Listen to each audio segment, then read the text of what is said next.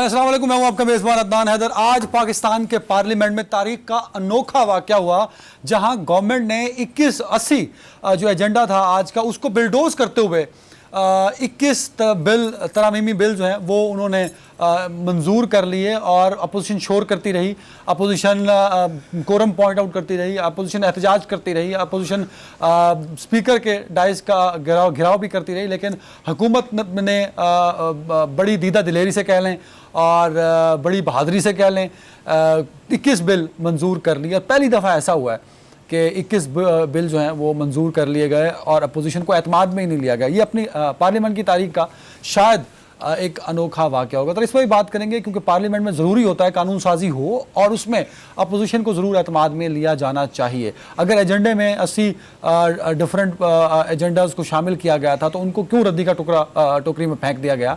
अगर बिल ही मंजूर करने थे तो अपोजिशन को एतमाद में ले लिया जाता और 80 चीज़ों को जो एजेंडे में शामिल किया गया था, 80 पॉइंट्स को, वो ना किया जाता। तो ये भी पार्लिमानी अदाब के ख़िलाफ़ है।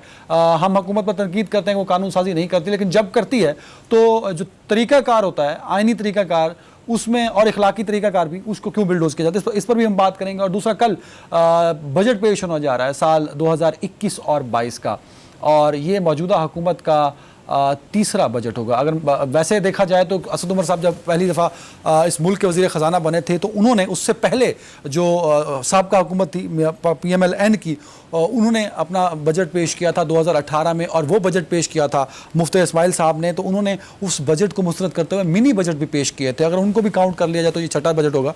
लेकिन ईयरली अगर देखा जाए तो कल अपना तीसरा बजट पेश करेगी मौजूदा हुकूमत। चौथा वज़ीर ख़जाना भी होगा। क्या रिलीफ होगा आवाम के लिए, और आवाम जो मुंतज़िर है, आवाम जो तंग है महंगाई से, बेरोज़गारी से, क्या उसको भी ख़त्म कर पाएंगे नया पाकिस्तान बनाने वाली ये जो हुकूमत है?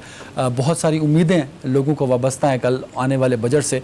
कई उम्मीदें टूट भी चुकी हैं, क्योंकि प्री बजट जो बातें चल रही हैं उससे काफ़ी इन्फॉर्मेशन लोगों तक पहुँच चुकी है और उससे कोई खातिर खा लोग खुश भी नहीं है। तो इस पर भी बात करेंगे, लेकिन उससे पहले ज़रा हम चाहेंगे, क्योंकि हम हर रोज़ टॉक शो करते हैं तो हम कोशिश करते हैं कि आदाब को मलूज़ ख़ातर रखा जाए, एहतराम को मलूज़ ख़ातर रखा जाए, इखलाकियात जो हैं वो हमारी प्रायोरिटी रहती हैं और वो होनी भी चाहिए। तकरार ज़रूर हो जाती है, इख्तिलाफ़ ज़रूर हो जाते हैं, और लेकिन अल्फाज जो हैं वो उनका चुनाव बड़ा सख्त हो जाता है, लेकिन हाथापाई तक नौबत नहीं आनी चाहिए। वैसे तो अल्फाज की जो तनकीद है, सख्त अल्फाज हैं, वो भी इस्तेमाल नहीं होने चाहिए। लेकिन कल एक TV चैनल के शो पर फिरदौस आशिक अवान साहिबा और पाकिस्तान पीपल्स पार्टी के मंदो खेल साहब जो MN अभी मुंतखब हुए हैं कराची से, उनके दरमियान तलख कलामी हुई, ज़ाती जुमले कसे गए और उसके बाद हाथापाई तक नौबत आ पहुंची, जो कि नहीं होनी चाहिए। तो इस पर भी हम बात करेंगे। और इन सब पर बात करने के लिए ज्वाइन किया पाकिस्तान तहरीक इंसाफ से सीनियर रहनुमा जनाब शौकत बसरा साहब ने। बसरा साहब, बहुत शुक्रिया वक्त देने के लिए।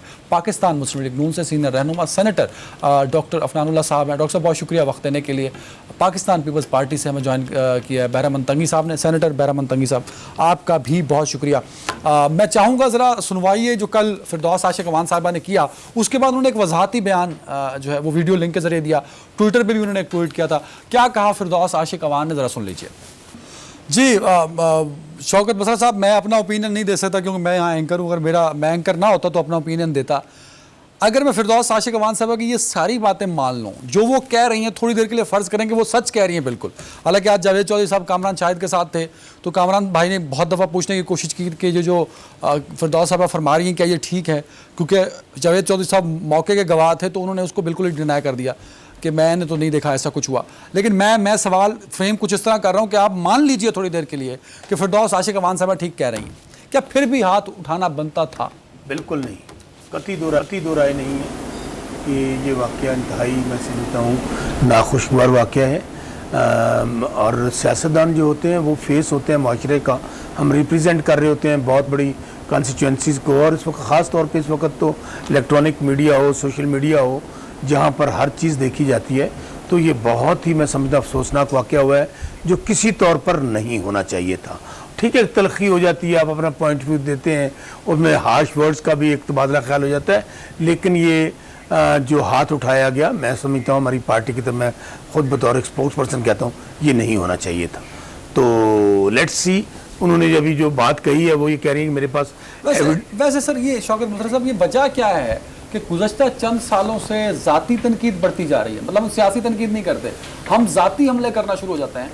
ये पहली दफ़ा हाथापाई नहीं हुई सर, इससे पहले भी कई मरतबा आपकी पार्टी से, मुख्तलिफ पार्टी से ये वाक़यात हो चुके हैं। ये इसको रुकना चाहिए। अब तो खैर बिल्कुल सही कह रहे हैं। असल में लोगों में पेशेंस की बहुत कमी होती जा रही है, और ये बिल्कुल आपने सही कहा, ये पहला वाक़या नहीं है, पहले भी हुआ। इवन बहुत सारी जो जहाँ जमहूरियत बहुत मजबूत है यूरोप के ममालिक में, उनकी पार्लियामेंट के अंदर बहुत वाक़यात हुए हैं। तो बल ये जो वाक़या है नहीं होना चाहिए था।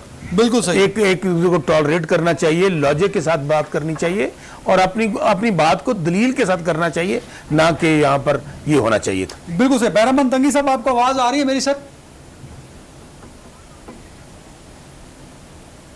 बहरामंद तंगी साहब, जो कल एक टीवी टॉक शो में वाक़या हुआ है जिसमें पीपल्स पार्टी के मुंतखब नुमाइंदे के साथ हाथापाई की गई, सर मेरा जनरल सवाल यह है बतौर एक एंकर, एक पॉलिटिशियन से, not a people's party representative, इस तरह के वाक़यात, इस तरह की रवायात को कैसे ख़त्म किया जा सकता है सर?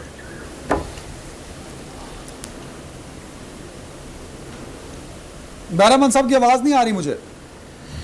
देखिए, बिल्कुल ज़ाती मामला तो होने नहीं चाहिए अदनान भाई। सियासत पे बात होनी चाहिए, पॉलिसीज़ पे बात होनी चाहिए।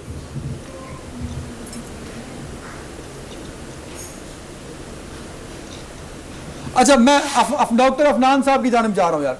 डॉक्टर अफनान साहब, सर एक कमेंट कर दीजिए जो कल हुआ टीवी स्क्रीन पे फिरदौस आशिक अवान और मंदो खेल साहब के दरमियान। सर बिस्मिल्लाहिर्रहमानिर्रहीम। देखिए, मेरा ये ख्याल है कि ये इंतहाई कंडेमेबल मामला है, इसको जितना कंडेम किया जाए उतना कम होगा। लेकिन ये कोई पहली दफ़ा नहीं है कि पीटीआई के लोगों ने इस तरह का काम किया हो। ये कंसिस्टेंटली एक पैटर्न नज़र आता है जिसके अंदर इमरान खान साहब जो है वो वायलेंस को प्रमोट कर, जिसकी वजह से फिर जो है वो मुल्क के अंदर इनके जो बाकी तर्जुमान है वो उसी ज़बान को लेते हैं। और फिर आपको याद होगा मरहूम नईम उल हक साहब ने इस तरह का कारनामा अंजाम दिया था तो इमरान खान साहब ने उनको शाबाश दी थी। और मुझे यकीन है कि फिरदौस साहिबा के काम के ऊपर भी उनको शाबाशी दी गई होगी। अब वो ज़ाहिर आई वॉश के तौर पे आप कहते हैं कि हम कंडेम करते हैं, इससे कोई फ़र्क नहीं पड़ता। क्या उनके पास अभी भी वो ओहदा मौजूद है जो उनके पास था कि नहीं था? वो ओहदा मौजूद है, और इस बात का कभी इम्कान है कि इमरान खान साहब उनको प्रमोट कर देंगे, क्योंकि जो जितना ज़्यादा ज़बान दराज होता है, जितना बदतमीज़ होता है, जितनी ज़्यादा इस तरह की हरकतें करता है, उसको ज़्यादा प्रमोट किया जाता है पीटीआई। ये पीटीआई का कल्चर है, और ये इमरान खान साहब ने ये सारी सियासत में लेके आए हैं पाकिस्तान में। अफनान भाई, मेरा सवाल स्पेसिफिकली आ रहा हूँ बस साहब, स्पेसिफिकली था कि मतलब मैं ये समझ रहा हूँ कि शायद ये रविश पूरी पाकिस्तानी पॉलिटिक्स में आ गई है, आप इसको सिर्फ पीटीआई से कनेक्ट कर रहे हैं सर। डॉक्टर साहब देखिए, मैं ये समझता हूँ कि ये पाकिस्तानी पॉलिटिक्स के अंदर भी काफ़ी तनाव रहा है, लेकिन चार्टर ऑफ डेमोक्रेसी के बाद जो है वो बेहतरी की तरफ मामला चले गए थे। मामला जो हैं वो मेरिट के ऊपर बात होती थी कि क्या मामले का क्या मेरिट क्या है उसके ऊपर, बजाय इसके कि पर्सनल इंसल्ट्स के ऊपर या ज़ाती एजेंडों को सामने लेके आगे लेके जाया जाए। मगर जब से इमरान खान साहब की सियासत का ज़हूर हुआ 2010-11 से, हमने देखा कि उन्होंने अपनी तकरीरों में खड़े होकर कंटेनर के ऊपर लोगों के बारे में क्या बोला, किसी को फांसी चढ़ा रहे थे, किसी की शलवारों की बात कर रहे थे। तो ज़ाहिर है जब ऊपर लीडर की बद इखलाक हो, जबान दराज हो, तो नीचे फिर ज़ाहिर कारकुन भी वही वाली हरकत ही करेंगे ना। और ये बात कह देना कि ये इस वक्त। सर अफनान, मुझे एक ब्रेक लेने दें, ब्रेक के बाद जरा बसरा साहब से मैं इस पर कमेंट लूंगा कि ये क्यों जोड़ा जा रहा है पाकिस्तान तहरीक इंसाफ की गवर्नमेंट से, और शिद्दत पसंदी का जो आंसर है वो सिर्फ इन्हीं की लोगों से क्यों जाहिर होता है। एक ब्रेक के बाद नाज़रीन।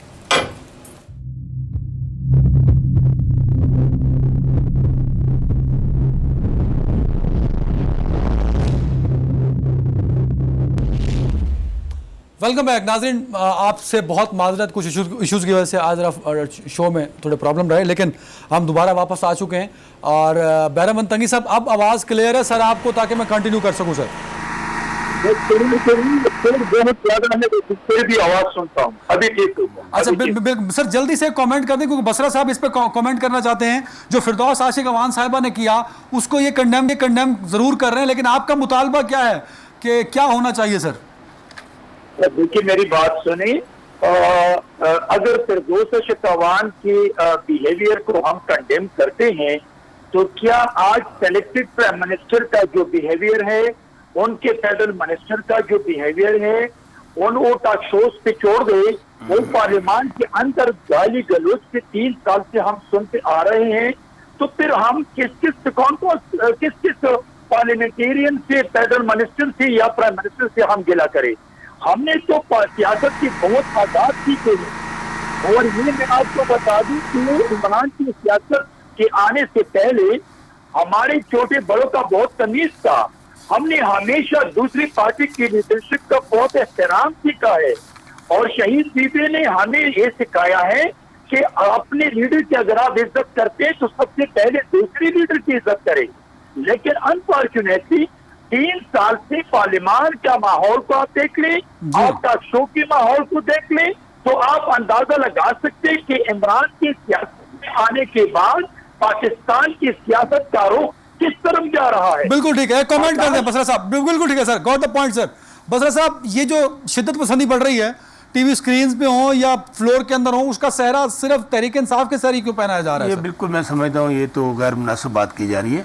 आप माजी में उठाकर देख लें कि ये जो जितनी, चले मैं ज़्यादा दूर नहीं जाता, यही मियाँ शहबाज शरीफ साहब थे जो जरदारी साहब को मुतल्लिक कह रहे थे पटा डालना है, पेट फाड़ना है, लाड़काना की गड्डियों में घसीटना है।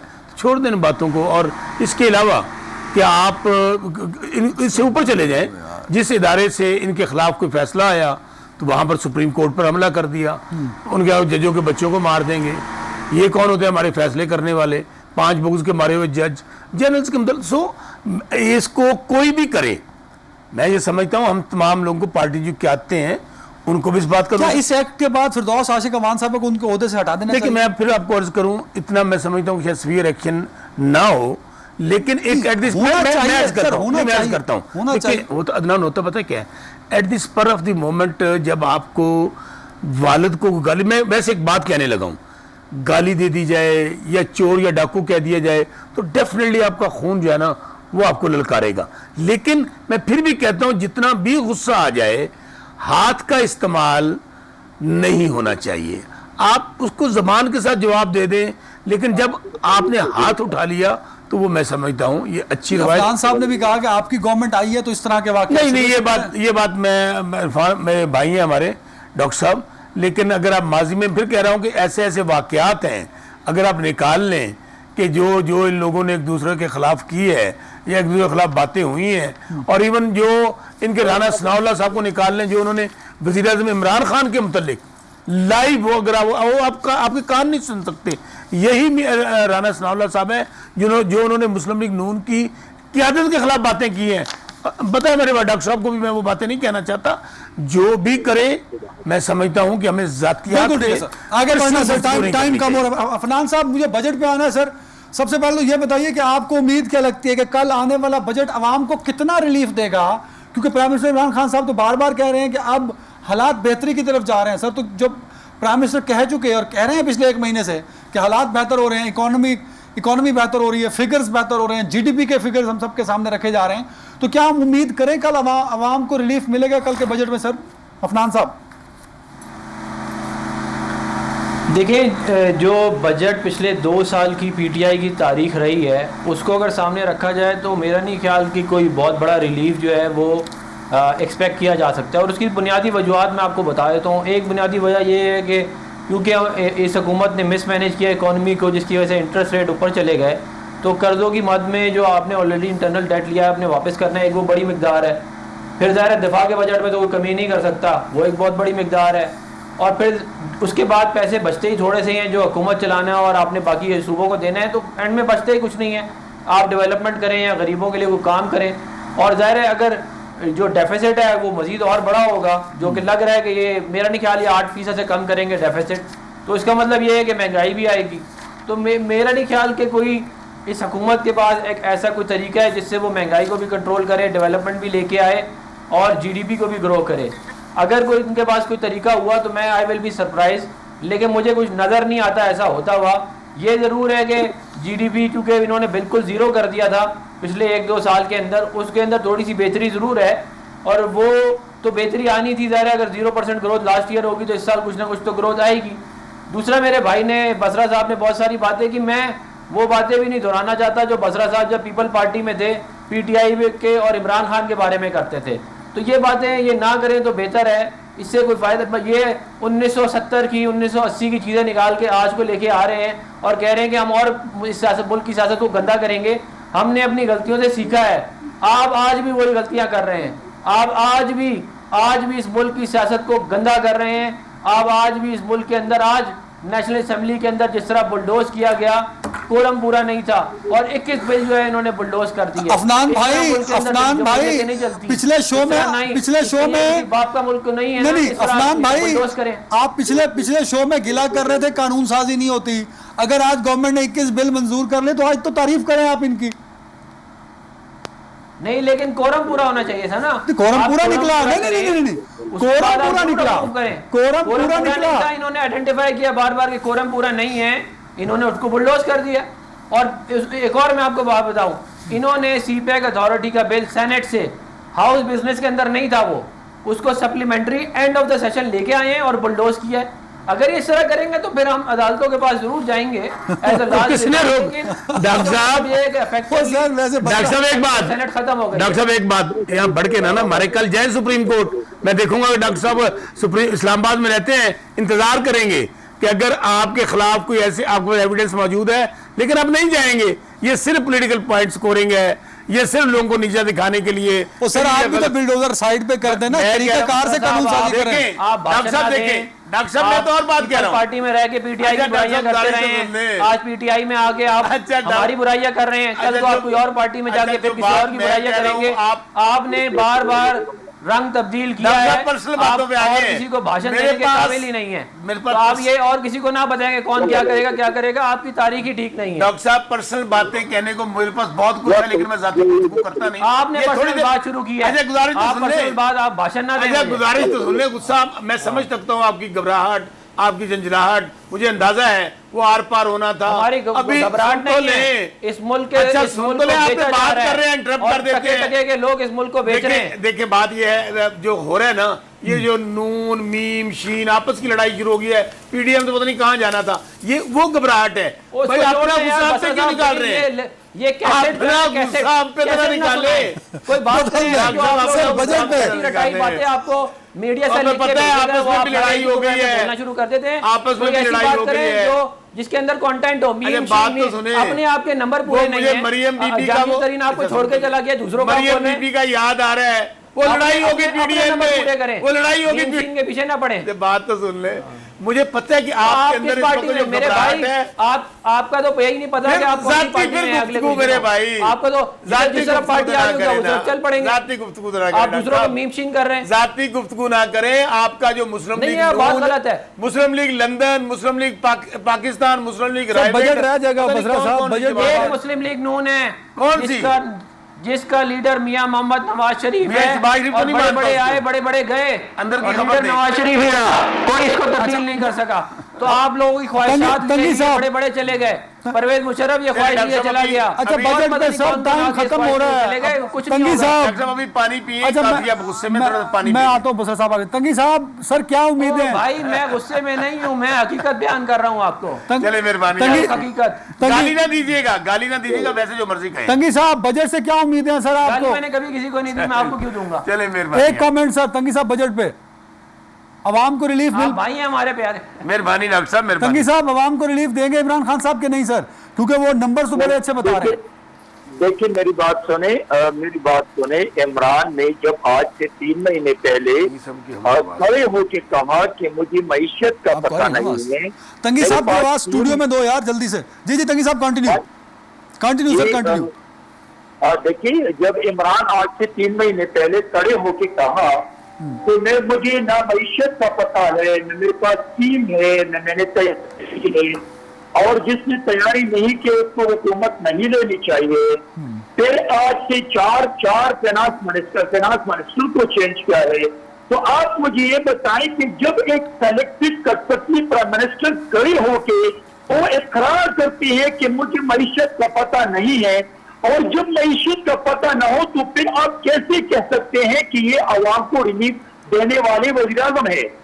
अवाम को रिलीफ देने की बात न करें, बल्कि अवाम पे महंगाई के पहाड़ गिरेंगे। और ये मैं आपको बता दूं कि अवाम की दुआएं इनके साथ है, इनकी टीम के लिए है।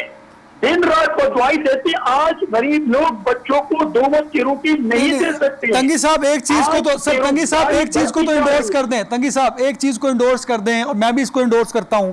IMF ने कहा कि बिजली के रेट्स बढ़ाए जाएं, और बार बार कहा IMF ने, और उसको नहीं किया गया। आज शौकत तरीन साहब ने कहा कि प्राइम मिनिस्टर ने रोका है, प्राइम मिनिस्टर ने कहा कि हम मजीद ना टैक्स लगाएंगे, ना हम किसी किस्म का बोझ अवाम पे डालेंगे। ये IMF को डायरेक्टली कहा है। तो ये तो बड़ी इंपॉर्टेंट बात है कि IMF को इनकार कर दें। जी मेरी बात सुने, आज कौन कह रहे कि ये जो कुछ हो रहा है ये IMF की हुकूमत है? किसने कहा कि प्राइम मिनिस्टर की हुकूमत है? क्या इमरान आज आप वज़ीर आज़म समझते हैं? क्या आप समझते हैं कि इमरान वज़ीर आज़म हो, उसका रोल वज़ीर आज़म का है?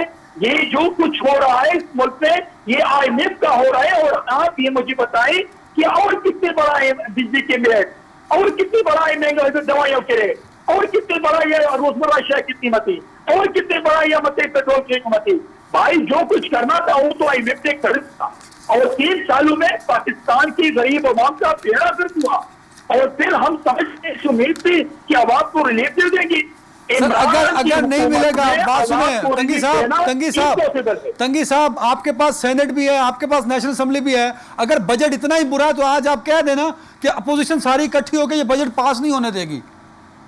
लेकिन मेरी बात सुने, हाँ। हम पार्लिमानी रवायात पे यकीन रखने वाली जमात तो पार्लियामान में बजट जा रहा है ना सर, कौन सा बजट कहीं बाहर किसी सैनमा में तो पेश नहीं हो रहा है सर। हम अपोजिशन लीडर के साथ खड़े हैं, और जब अपोजिशन लीडर को चाहिए वो तमाम जमातों को इकट्ठा करके आगे बढ़े, और हम पार्लियामान के अंदर अपोजिशन लीडर के साथ मिलकर इस सेलेक्टेड प्राइम मिनिस्टर के खिलाफ लड़ेंगे। साहब कल बजट पेश हो रहा है, ये तो आप लोगों ने इसकी तैयारी पहले करनी थी, तो क्यों नहीं की सर?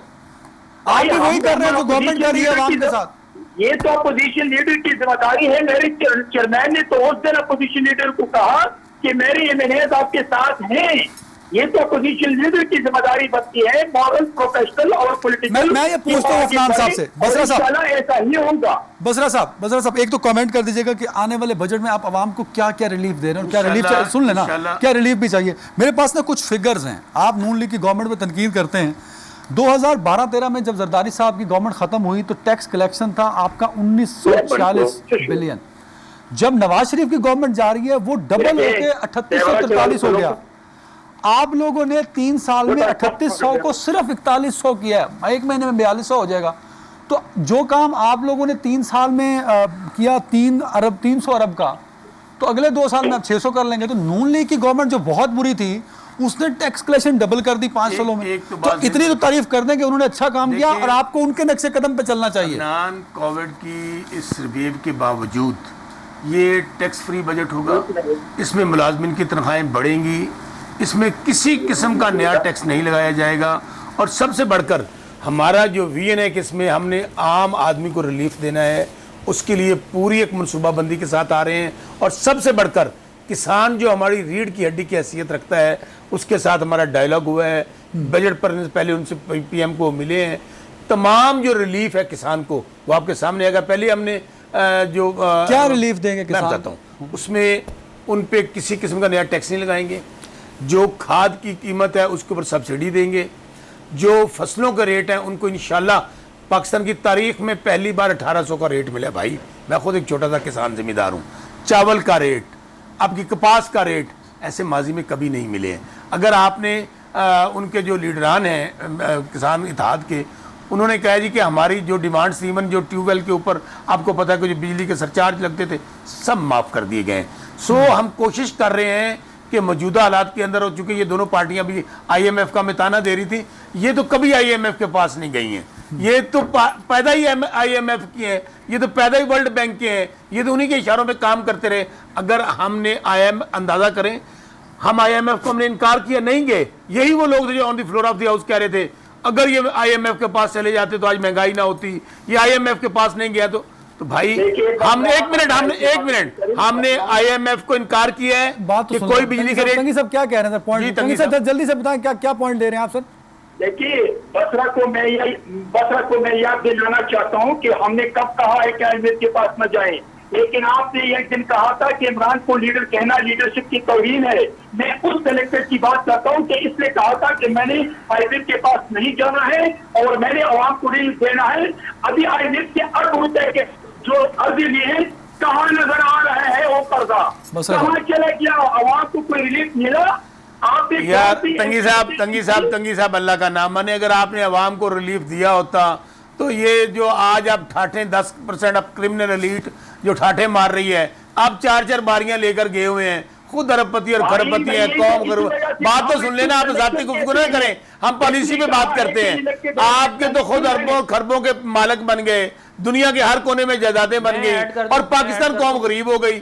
ये मुझे रॉकेट साइंस बता दें कि आप पाकिस्तान तहरीक इंसाफ तो पहली बार हुकूमत से आई है। बिलियनियर्स तो आपकी पार्टी में भी है, बिलियनियर्स होना आपकी पार्टी में कौन से गरीब और मिडिल क्लास है? मिडिल क्लास तो आपकी पार्टी में भी नहीं है सर। बिलियनियर होना और बात है, आप हुकूमत में रहकर दिहाड़ियां लगाएं, आप पीटियां लगाएं। यार आपकी पार्टी में लोग इनके साथ थे कल। हाँ, बहुत अच्छी बात की। अगर वो बिलियनियर है उनके खिलाफ कोई सबूत लेकर आए, उनके खिलाफ अफनान साहब सारे आपके पास है। जी अफनान साहब बोल रहे हैं। मैं देखें एक बहुत अहम चीज़ है जिसके ऊपर मैं आपकी तवज्जो दिलाना चाहता हूं तमाम लोगों की। जी कि आज फाइनेंशियल टाइम ने ये रिपोर्ट किया है कि हुकूमत ने अमेरिका को बेसिस दे दी हैं और उसके एवज IMF से जो है कुछ कंसेशन ले लिया। ये फाइनेंशियल टाइम्स रिपोर्ट कर रहा है आज। और अगर ये बात सच है तो मैं आपको बता रहा हूँ इस मुल्क में एक बहुत खौफनाक किस्म की जंग शुरू होने लगी है, क्योंकि अगर इस मुल्क से जहाज उड़ के जाके अफगानिस्तान में बमबारी करेंगे तो उसका खौफनाक इम्प्लीकेशन। आप हुकूमत में नहीं है इसलिए आपको सब बुरा लग रहा है। हमने एक एक दिन में फोन कॉल के ऊपर लोग ढेर हुए हैं और जिसकी वजह से इस मुल्क की फॉरेन पॉलिसी को सर अगर अफनान साहब अगर इस टॉपिक पे जाना है, अगर इस टॉपिक पे बात हो सकती है क्योंकि पीपल्स पार्टी ने भी पीपल्स पार्टी के दौर में भी ड्रोन अटैक होते रहे, नून लीग की गवर्नमेंट में भी होते रहे। एक डिफरेंट टॉपिक है सर। अभी सिर्फ बजट पे हूं मैं, स्पेसिफिकली बजट पे हमने खत्म किया इसको। जाने दे, अल्लाह का नाम माने यार। बसरा साहब आप तो पहली ब्रेक जाके अमेरिका में लगाते थे, लोड शेडिंग खत्म करी, कारगिल की जीती जंग आपने जाके बिल्कुल इंटर के पांव में हार दी थी। छोड़ देने बातों को, ना करें ये गवर्नर्स की बातें ना सुनाया करें। सुन लें आप तो मुझे एक तो आपके मुझे गरीब का नाम अच्छा नहीं लगता, गवर्नर की बात अच्छी नहीं लगती है ना। लीडर यहूदियों का एजेंट है भाई, ना करें आपका लीडर ये बातें अफनान साहब फिर पर्सनल अटैक हो रहा है। यहूदियों के एजेंट तो लंदन में बैठे हुए भाई, यहूदियों के एजेंट तो लंदन में बैठे हुए, एजेंट के फंडिंग से आप लोग आए, उनको ले आए ना इधर, क्योंकि बच्चों के आपके पल रहे हैं क्या कहते हैं उधर लंदन। आपका कसूर नहीं है, आप लोग फ्रस्ट्रेटेड है। बात ये है आप लोग फ्रस्ट्रेटेड है, आप लोगों के पास कोई हल नहीं है। टकों के लिए मुल्क को बेचा जा रहा है, इस मुल्क की फॉरेन पॉलिसी को बेचा जा रहा है और आप जैसे लोग आलाकार बनते हैं। नहीं फ्रस्ट्रेटेड है। अल्लाह ताला आप लोगों को सेहत दे के लिए। अच्छा बसरा साहब आप किसी और को कुछ ना कहें, आप किसी और को कुछ कह ही नहीं सकते। डॉक्टर साहब इस मुल्क की फॉरेन पॉलिसी को बेचा जा रहा है तो आप किस साइड पे खड़े हैं, ये है सवाल। डॉक्टर साहब अल्लाह ताला को सपोर्ट करते हैं। डॉक्टर साहब सुन तो ले अल्लाह ताला डॉक्टर साहब आपको सेहत दे और सब्र दे। हम समझ सकते हैं कि चूंकि आप हुकूमत में नहीं है तो अब आपको ना पाकिस्तान अच्छा लगना है, ना पाकिस्तान की फौज अच्छी लगनी है, ना जजेस अच्छे लगने हैं। आजकल आपको हर चीज ही बुरी लगनी है, ये आप लोगों का प्रॉब्लम है। ना कोई एयरबेस देने जा रहा है, ये नवाज शरीफ थोड़ी है या मुशर्रफ थोड़ी है, ये इमरान खान है भाई। अगर आपको एनआरओ नहीं दिया तो और भी किसी को कुछ नहीं देंगे भाई। ये यहूदियों का आपको अगर एनआरओ नहीं दिया तो कुछ नहीं देंगे। अफनान भाई पर्सनल अटैक नहीं भेज दिया है पूरे के पूरे और हमें बता रहे हैं क्या करना है। जब आर्गुमेंट ना हो तो इस तरह की बातें होती हैं। आपका कसूर नहीं है। नून लीग की गवर्नमेंट भाई ये सच है, ये इसी तरह सच है जैसे इस वक्त रात है, ये तरह सच है। में एजेंडा है, पाँव जोड़ के उनका। अच्छा आप कैमरा करें इनके पाँव की तरफ, बोलते हैं आप कैमरा करेंगे पाँव की तरफ, पाँव जोड़ के झूठ बोल रहे हैं। जिन्होंने पावर प्लांट लगाए वो एजेंट है, जिन्होंने इस मुल्क की इकोनॉमी तबाह कर दी वो नहीं है एजेंट, और आप आला गा रहे हैं उन लोगों को। अच्छा मैं आपके अफनान भाई बजट पे बात मैं आपके कैमरामैन से मुल्क में हुक्मरान बनते हैं। अदनान एक बात सुने, मैं आपके कैमरामैन से रिक्वेस्ट करूंगा पाँव की तरफ कैमरा करें, पाँव जोड़ के झूठ बोल रहे हैं। अच्छा, पाँव अंदाजा खोल के भी करें आप। झूठ बोला जा सकता है। इतना मतलब झूठ, ये इतना झूठ। झूठ। आप भाईजान बसरा साहब, डॉक्टर साहब आप देखिए तब ना, झूठ बोलते थे, इतना जब आप झूठ तो ना पार्टी बोले में थे, ना आप यार। झूठ बोलते हैं, जब इतना आप झूठ तो ना आप पीपल, बोले। जब थोड़ा पीपल सा पार्टी कम में थे तो बोल इमरान रहे खान को साहब, बुरा भला बजट कहते थे। थोड़ा सा कम अब इमरान बोल रहे खान यार। आपका बहुत अच्छा लीडर तंगी बनते हैं। साहब ओवर टू यू आप सर। झूठ बोल रहे थे, आप झूठ बोल रहे हैं, ये बसरा बताएं। साहब ने अच्छी खबर सुना दी। दूसरों को ना कुछ जाति बोले, गुफ्तगू, या आप जाति- बोले कि आप पहले झूठ बोलते थे या आप झूठ बोल रहे डॉक्टर साहब हैं, पानी ये बताएं पिए, आप। डॉक्टर साहब पानी पिए, हौसला करें। आपको तंगी- पानी तंगी पानी साहब, पिए। ओ मेरे भाई आप पहले झूठ बोलते थे या आप चले, झूठ बोल पानी रहे हैं? तो पी ले सवाल आप। का जवाब दें। बड़ा बात सिंपल सा नहीं। सवाल है। अल्लाह आपको जब सेहत दे। इमरान खान को आप बुरा भला कहते थे तब आप अल्लाह ठीक थे, ताला- या अल्लाह आज ताला इमरान मुझे खान तंगी को साहब आप से ठीक कमेंट करें, लेना तब था। आप ठीक तंगी हैं। साहब, अफनान भाई एक जी। सेकंड। तंगी साहब, बसरा साहब ने खुशखबरी सुनाई है, पाकिस्तान इज एग्रीकल्चर कंट्री और किसान को बहुत बड़ा कल रिलीफ मिल रहा है। खादों में, बीज में, एक्सपोर्ट में, एग्रीकल्चर प्रोडक्शन की फसलों के सेल रेट में, में। फसलों की वही सेल होगी ना सर, और ट्यूबवेल की जो एनर्जी है सर उसमें। ये तो बहुत बड़ी खबर हुई सर पाकिस्तान के लिए। ये देखिए, ये वो खुशखबरी है, ये वो खुशखबरी है जब सेलेक्टेड साहब पेशावर आए और गवर्नर हाउस में रमजान ने कहा कि 2 रकात नफल पढ़ी, हमें कराची के समंदर से गैस मिल गया। ये वही खुशखबरी है। इनकी सेलेक्टेड की खुशखबरियां सुन रही है और इनकी भी खुशखबरियां सुनी। और फिर 1 घंटा पहले इनसे ऐलान किया था कि वहां हम नाकाम हो चुके हैं, करोड़ रुपए खर्च करके हम नाकाम हो चुके हैं। लेकिन सेलेक्टेड साहब ने गवर्नर हाउस पेशावर में कहा कि 2 रकात नफल पढ़ के हमें कराची के समंदर से गैस मिल गया। ये वही लोग है, ये नाकाम है, ये नाहाल है, ये ना समझ है, ये ना लाइक है, ये कठपुतली है। कब 3 सालों में अपने एक मैनिफेस्टो पे इसने अमल किया है। और इसने- तंगी साहब, जीडीपी ग्रोथ सर 9.4 पे पहुंच चुका है सर, ये तो क्रेडिट देते कम से कम। तंगी साहब, ये टेप रिकॉर्डर तो बंद कर लें जो चढ़ाया होता है अपने हर प्रोग्राम में। को बात करें जो लॉजिकल है यार।